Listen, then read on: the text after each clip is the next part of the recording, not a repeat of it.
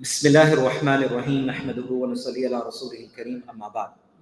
Brothers and sisters, we continue our book Riyadh Saliheen by Imam Nawawi rahmatullah alayhi. This is the 46th chapter of the book, and the chapter is with regards to excellence and etiquettes of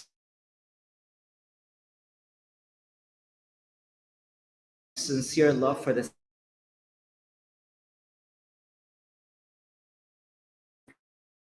one another for the sake of Allah, and how really was a part of their iman in their lives. We continue from the chapter 46 and the hadith a little longer, and I'll just get directly to the English of it. The hadith is reported by Imam Malik rahmatullah alayhi in Muwatta, which is reported by Abu Idris al-Khawlani. May Allah subhanahu wa ta'ala have mercy, rahimahullah ta'ala, who reports, and he says that one day I entered the masjid in Damascus. And Damascus itself is a historical city, but it actually has a lot to do when it comes to the signs of the day of Qiyamah as well. Of course, this is not the time to discuss the day of Qiyamah, but according to one of the prophetic hadith of Rasulullah sallallahu alaihi wasallam, near the day of Qiyamah, when Isa alayhi salam will be sent back, he will come in the masjid, the Jami'a Masjid of Damascus, Dimashq. That's what the hadith of the Prophet ﷺ mentioned.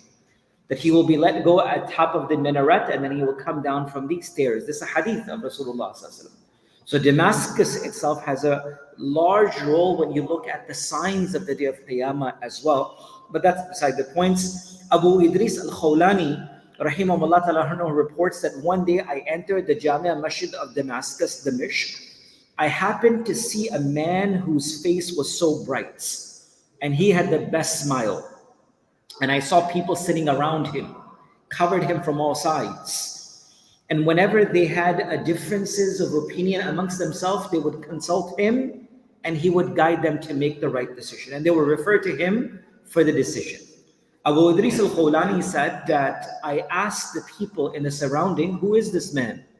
So they say he is none other than Mu'adh ibn Jabal radiallahu anhu, the Sahabi of Rasulullah. We talked about Mu'adh last night. I hope you remember.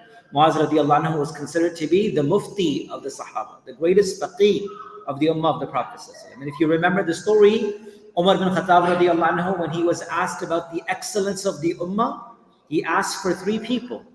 He says, Abu Ubaidah ibn Jarrah, Mu'adh ibn Jabal, Huzaifa ibn Yaman. He says, bring me the people like them and I'll change the world. He says, we don't need things. We need people with qualities, knowledge, balance in life, and people with amanat and trust in their life. So Abu Idris al-Khawlani said, I asked, who is this man? And they said, he's Mu'adh ibn Jabal. He said, I got it. I understood he's a Sahabi. He says, next day I came a little earlier so that I can catch him before people gather around him. So he says, next day when I came earlier to the masjid, I saw that he was there before me and he was making salah already. So I waited for him. And I waited until he finished. As soon as he finished the salah, I went right in front of him. And I said, Assalamu alaikum. And he said, Wa alaikum assalam. And the next thing I told him was, I love you for the sake of Allah. This is Abu Idris al-Khawlani said, I told him, I love you for the sake of Allah. So he said, Wallahi, I love you, he said. Abu Idris al-Khawlani said. So Mu'adh radiallahu anhu said, is it for the sake of Allah? He asked him, is it for the sake of Allah that you love me? So he said, yes, it is only for the sake of Allah.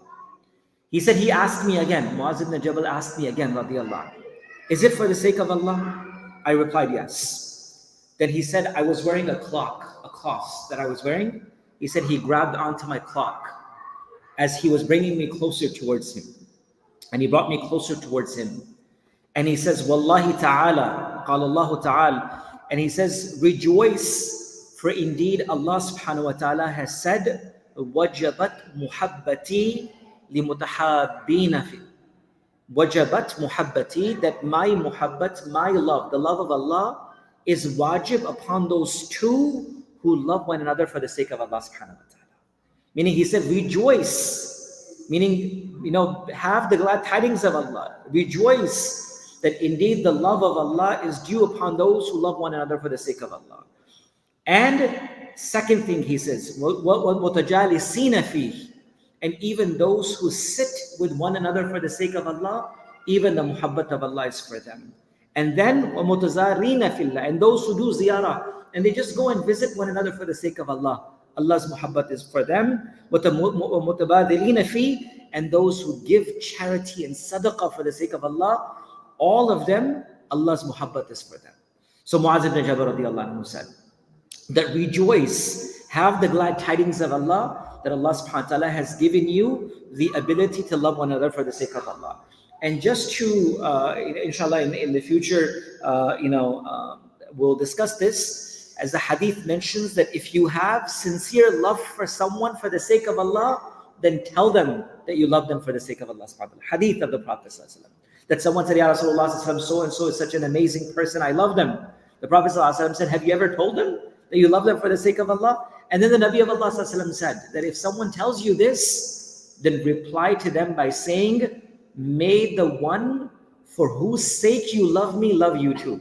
Meaning, may the reason why you love me, which is Allah, may Allah love you in exchange for the love that you give me. Right? This is the jawab, the sawal and jawab. And this is how beautiful our deen and our religion itself is. So again, a reminder for all of us to continuously renew our intentions and to make sure that our connections, our relationships, and all our things are only and sincerely for the sake of Allah. May Allah give us ikhlas and sincerity in our actions, inshallah. Subhanallah wa bihamdihi. Subhanakallah wa bihamdihi.